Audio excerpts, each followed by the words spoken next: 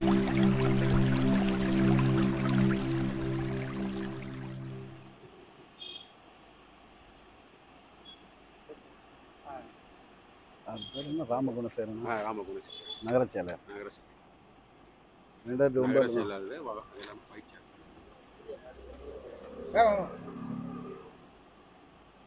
தற்போது அதிரை நேரலையில் ஹுமாயூன் கபீர் அவர்கள் வந்திருக்காங்க. பழைய இமா சாஃபி ஆர்ப்பாட்ட களத்துக்கு வந்திருக்காங்க. வாங்க அவள்கிட்ட நம்ம கேட்போம். சொல்லுங்கண்ணா. வணக்கம். இந்த பள்ளி சிக்கல் குறித்து தொடர்ச்சியாக கிட்டத்தட்ட ஒரு 10 நாளைக்கு மேலே இந்த களத்தில் உள்ளூர் நிர்வாகிகளும் உள்ளூர் போராட்ட குழுவும் சேர்ந்து மிகப்பெரிய மக்கள் கவன ஈர்ப்பு போராட்டத்தை தொடர்ச்சியாக செய்துக்கிட்டு இருக்கிறாங்க. அதன் அடிப்படையில் எங்கெல்லாம் அநீதி மறுக்கப்படுதோ, எங்கெல்லாம் பாசிச பயங்கரவாதின் கைகள் எங்கெல்லாம் நீளப்படுதோ அதற்கெல்லாம் சீமான் எதிராக இருப்பார். அப்படி ஒரு சிக்கலில் இஸ்லாமியர்கள் தொடர்ச்சியாக 75 ஆண்டுகளுக்கு மேலாக 50 ஆண்டுகளுக்கு மேலாக நகராட்சியோட வாடகை கட்டத்தில் இருந்து ஒரு பள்ளிக்கூடத்தை நடத்திட்டு வர்றாங்க. திடீர்னு அரசாங்கம் ஒரு முடிவெடுத்து இதை பள்ளியை கூட இதை இடித்து இதை சீல் பண்ணிட்டாங்க. இது ஜனநாயக முறைக்கும் ஜனநாயக மாண்புக்கும் எதிரானது. இங்கே உள்ள ஒரு RSS பிஜேபியோட தூண்டுதலின் பேரால் இங்கே உள்ள திமுகவோட நகர பொறுப்பாளரே இந்த வேலையை செய்கிறார்.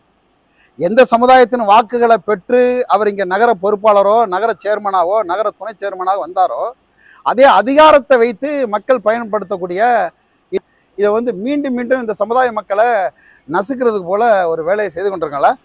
அண்ணன் இதை கண்டித்து ஒரு மிகப்பெரிய அறிக்கை கொடுத்துருக்குறாங்க. இந்த அறிக்கையை இந்த போராட்டக்குழுவில் அண்ணன் சீமானன் சார்பாக இதை ஒப்படைக்கிறதுக்கு தான் நான் வந்திருக்கேன். நான் மேலும் இந்த போராட்டக்குழுவில் நாம் தமிழர் கட்சி களத்தில் நிற்கும். நாங்களும் ஒரு மிகப்பெரிய கண்டன ஆர்ப்பாட்டத்தை இன்னும் ஒரு நாள் நடத்திட்டு இருக்கிறோம். இது ஒருவேளை உரிய முறையில் தீர்க்கப்படாவிட்டால் நாம் தமிழர் கட்சியின் தலைமை ஒருங்கிணைப்பாளர் அண்ணன் செந்தமிழ் சீமான் அதிராம்பட்டினத்தில் இந்த பிரச்சனையை குறித்து பேசுறதுக்கு இருக்கிறார். அதற்குள்ள அரசு இதுக்கு ஒரு தீர்வை, நியாயமான தீர்வை, பாதிக்கப்பட்ட மக்கள் நாயுடு சென்று இந்த தீர்வை அரசு தரும்படியாக நாங்கள் வலியுறுத்துகிறோம். பெண்கள் வர ஆரம்பிச்சிட்டாங்க.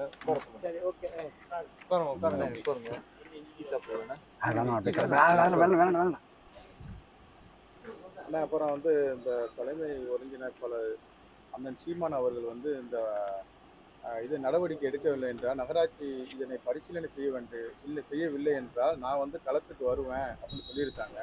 அதை பற்றி என்ன சொல்லுங்க? ஒருவேளை தீர்வு எட்டப்படலைன்னா அண்ணன் தான் களத்துக்கு வருவார்.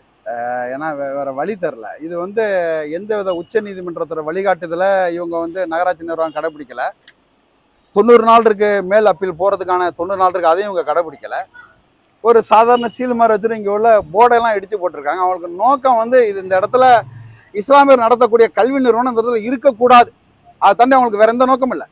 இதே அதிராம்பட்டினத்தில் 100கணக்கான இடங்கள் ஆக்கிரமிப்பில் இருக்கு. இந்த இடத்துல பள்ளிக்கூடம் இயங்கக்கூடாதுன்னு எவர் வழக்கு தொடுத்தாரோ அவரோட கட்சி அலுவலகம் இருக்கிறது பொது இடத்துல தான், அவரோட வீடு இருக்கிறதும் பொது இடத்துல தான். இன்னைக்கு கிட்டத்தட்ட 10-11 குளங்கள் ஆக்கிரமிப்புல இருக்கு. எல்லா குளங்களுக்கும் பட்டா போட்டு வீட்டு மனைகள்லாம் மாறி இருக்கு. அப்ப அது குறித்து எந்த அக்கறையற்று, அது குறித்து எந்த நிர்வாக சிக்கல்கள் குறித்து நடவடிக்கை எடுக்காத இந்த நகராட்சி நிர்வாகம் இஸ்லாமியர்கள் நடத்தக்கூடிய இந்த பள்ளியின் மீது நடவடிக்கை வேண்டிய காரணம் என்ன?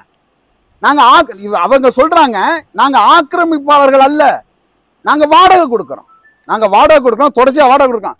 இந்த ஊர்ல உள்ள அரசால எடுக்கக்கூடிய அரசு மருத்துவமனை, அரசு பள்ளிக்கூடம், அரசோட போஸ்ட் ஆபீஸ், அரசோட மின்வாரியம், காவலரோட குடியிருப்பு, இது அத்தனையும் இந்த அதிராம்பட்டினத்தில் வாழக்கூடிய இஸ்லாமிய சொந்தங்கள், இஸ்லாமிய உறவுகளுக்கு கொடுத்த அரசுக்கு தானமாக கொடுத்த கொடை நிலங்கள். அந்த மக்கள் 45 சென்ட் நிலத்தை பள்ளிக்கூடத்துக்கு பயன்படுத்தக்கூடாதுங்கிற திட்டமிட்டு இங்க இந்த அதிராம்பட்டினம் நகராட்சி ஒரு வன்மமான முறையில் இந்த நடவடிக்கை எடுத்திருக்கு. ஹைகோர்ட் தீர்ப்புப்படி தான் நாங்கள் நடவடிக்கை எடுத்துன்னு சொல்றாங்க. ஹைகோர்ட் தீர்ப்பு எடுத்து நீங்க இபி பெட்டிஷன் போட்டீங்களா இல்லையா? ஒரு எக்ஸிக்யூட்டிவ் ப்ராசிக்யூஷன் பண்ணக்குள்ள நீங்க என்ன பண்ணணும்? நீங்க தாசில்தார் வரணும், வட்டாட்சியர் வரணும், கோட்டாட்சியர் வரணும், அலுவலர், வருவாய்த்துறை அலுவலர் வரணும், இவ்வளவு ப்ரொசீடிங் வரணும், அதுக்கு முன்னாடி நோட்டீஸ் கொடுக்கணும், இவ்வளவு பண்ணி தான் நீங்க சீல் வைக்கணும். எந்த முறையும் பின்பற்றலையா? இது பாருங்க, இது அரசாங்க சீலா? இது பாவாட நாடா மாதிரி வச்சிருக்காங்க. அரசாங்க சீல் இப்படிதான் இருக்குமா? அரசாங்க முத்திரை எங்க? இதுல அரசாங்க முத்திரை எங்க? இப்படிதான் சீல் வைப்பீங்களா நீங்க? அப்ப கேட்க நாதியற்ற ஒரு சமூகமா இருந்தா நீங்க திருப்பி அச்சுறுத்துவீங்களா அந்த சமூகத்தை? எதுக்கு இந்த காரியத்தை செய்யறீங்க? தமிழ்நாடு முழுக்க அந்த தஞ்சாவூர் ஒரு பல்கலைக்கழகம் இருக்கு, உச்ச நீதிமன்றத்தின் தீர்ப்பு கை வைக்க முடியுமா? முதலமைச்சராலயோ நகராட்சி கை வைக்க முடியுமா? அப்ப கேட்க நாதியற்ற ஒரு சமூகமாக இருந்தால், கேட்க நாதியற்ற ஒரு இனமாக இருந்தால் நீங்க உடனே நடவடிக்கை எடுப்பீங்களா? கடந்த முறை அந்த சாஸ்திரா பள்ளியை பத்தி முதலமைச்சர் முன்னாள் இது திமுகவின் தலைவராக இருந்தப்போ அந்த ஒரு கேள்வி எழுப்பியிருந்தார் தெரியுமா உங்களுக்கு? சாஸ்திரா மேல கையை வச்சா முதலமைச்சர் நாற்காலி இருக்காது, தொலைச்சு போடுவாங்க. அவன் எங்க போங்க, அது பயம் இருக்கு. அந்த கேள்வி எழுப்பின ஞாபகம் இருக்கு, அதெல்லாம் எல்லாம் ஞாபகம் இருக்கு. இப்ப என்னன்னா இவங்க இந்த பாவப்பட்ட மக்களை அச்சுறுத்துக்கு வந்து நிக்கிறாங்க.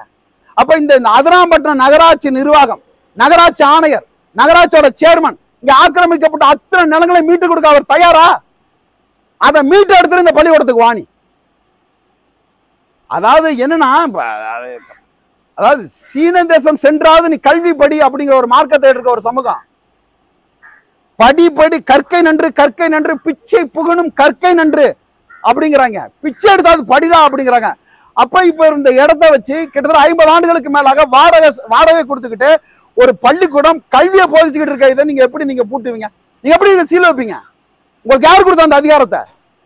அவங்க அப்பீல் போவாங்க, அப்பீல் போய் அவங்க திருப்பி நம்பர் ஆகி அப்பீல் ஆகி அவங்க ஜெயிச்சுட்டு வருவாங்க. நீ அது வரைக்கும் பொறுக்காம எதுக்கு நீ போட்டி போடுற? 90 நாள் அவகாசம் இருக்க. பள்ளி கல்வித்துறை அமைச்சர் ஒரு இது வச்சிருக்காரு, இதுல வந்து இந்த பள்ளி நடக்கலான்னு ஒரு குற்றச்சாட்டை வெளிப்பிக்கிற மாதிரி நம்ம கேள்விப்படுறோம். அது இங்க உள்ள மக்கள் சொல்லணும், அவர் அமைச்சர் சொல்லக்கூடாது. இதை நடத்தக்கூடிய நிர்வாகிகள், இங்க படிக்கக்கூடிய பிள்ளைகள், அந்த பிள்ளைகளோட பெற்றோர்கள் சொல்லணும், இதை நிறுவக்கூடிய ஜமாத் சொல்லணும். அப்ப நீங்களா ஒரு காரியத்தை கற்பிச்சுட்டு நீங்களா பொய்யான ஒரு ஃபேப்ரிகேஷன் ஸ்டோரி கட்டுக்கதையில உருவாக்கி இதை ஆக்கிரமிக்கிறீங்க. இந்த நிலத்தை எடுத்து நீங்க யாரு கொடுக்க போறீங்க? ஏற்கனவே இந்த மக்களுக்கு கிட்ட ஒரு 10-20 ஏக்கருக்கு மேல நிலம் ஊர் ஜமாத்து கொடுத்துருக்கு, அதெல்லாம் பட்ட மக்கள் கொடுத்துருக்காங்க. அறிவிக்கிறாரு, அறிவிசார் பூங்கா வர இருக்குது, 2.5 கோடி ரூபாய் மதிப்பிட்டு அறிவிசார் பூங்கா வர இருக்குன்னு அறிவிச்சிருக்காரு. மக்கள் கேட்டாங்களா? இந்த அதிராம்பட்டினத்தில் உள்ள மக்களால் தேர்ந்தெடுக்கப்பட்ட பிரதிநிதிகளோ மக்களோ இல்ல அதிராம்பட்டினத்துல பேரூராட்சி மன்றத்துல ஏதாவது தீர்மானம் வச்சாங்களா? கோரிக்கை வச்சாங்களா? அவங்க கேட்காத காரியத்தை நீங்க எதுக்கு செய்யறீங்க? அவங்க பள்ளிக்கூடம் வேணுங்கிறாங்க, நீங்க தர முடியாதுங்கிறீங்க. அவங்க பூங்கா கேட்கல, நான் பூங்கா கட்டுவேங்கிறீங்க. ஏன் நீங்க பூங்கா கட்டுவேன்னு சொல்றீங்கன்னா, பூங்கால கட்டினா 40 விழுக்காடு உங்களுக்கு கமிஷன் கிடைக்கும். எதுல எதை கொடுத்தா கமிஷன் கிடைக்குமோ அது பள்ளிக்கூடத்துல உங்களுக்கு கமிஷன் கிடைக்காது, முனிசிபாலிட்டிக்கு போற வாடகை மட்டும்தான். அப்ப நீங்க கமிஷன் அடிக்கிறதுக்காக இதை மாத்துறீங்க நீங்க. அப்ப நீங்க யாருக்கு ஆதரவாக செயல் பண்றீங்க?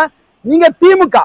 நீங்க திமுக, இந்த வழக்கை போட்டவர் திமுக, இங்க உள்ள சேர்மன் திமுக, டிப்டி சேர்மன் திமுக, இங்க உள்ள இஸ்லாமிய சமுதாய மக்களோட வாக்குகளை வாங்கிக்கிட்டு அந்த சமுதாய மக்கள் உணர்வுகளுக்கு எதிராக நீங்க செயல்பட்டீங்கன்னா நீங்க அடுத்த முறை எப்படி நீங்க நிற்க முடியும்? நீங்க இல்லப்பா, இது எந்த ஒரு நகர்மன்ற உறுப்பினரும் எதிர்ப்பு தெரிவிக்காத பத்தி நீங்க என்ன நினைக்கிறீங்க?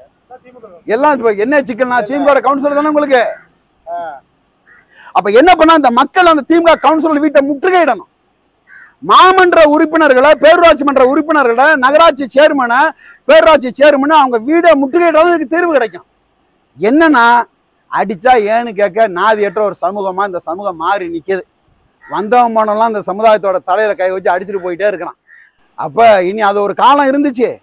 நீங்க அது ஒரு காலம் எல்லா இஸ்லாமியர் பகுதியிலும் கலைஞர், அதிராம்பட்டினம் கலைஞரின் கோட்டை, காயலப்பட்டினம் கலைஞரின் கோட்டை, முத்துப்பேட்டை கலைஞரின் கோட்டை, நாகூர் கலைஞரின் கோட்டை, வாணியம்பாடி கலைஞரின் கோட்டை, மேலப்பாளையம் கலைஞரின் கோட்டை, எல்லா கோட்டையும் இப்ப என்ன இருக்கு?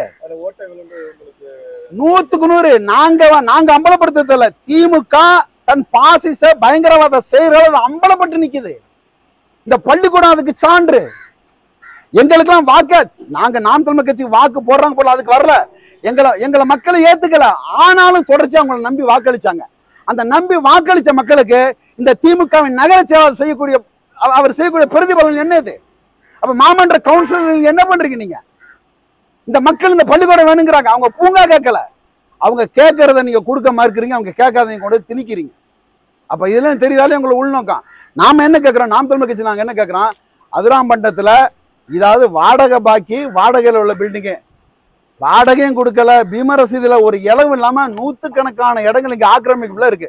உங்களுக்கு தெம்பும் திராணியும் இந்த அதிராம்பட்டினம் பேரூராட்சி மன்றத்துக்கு, நகராட்சி மன்றத்துக்கு தெம்பு திராணி இருந்தா ஆக்கிரமிக்கப்பட்ட நிலங்களை அத்தனை மீட்டு எடுத்துட்டு இந்த பள்ளிக்கூடத்தை கை வைக்கவா? இல்லைன்னா நடக்கிறது வேற. இது எந்த எல்லைக்கும் போய் நாங்க இதை சந்திப்போம். நாங்க சரிதான்.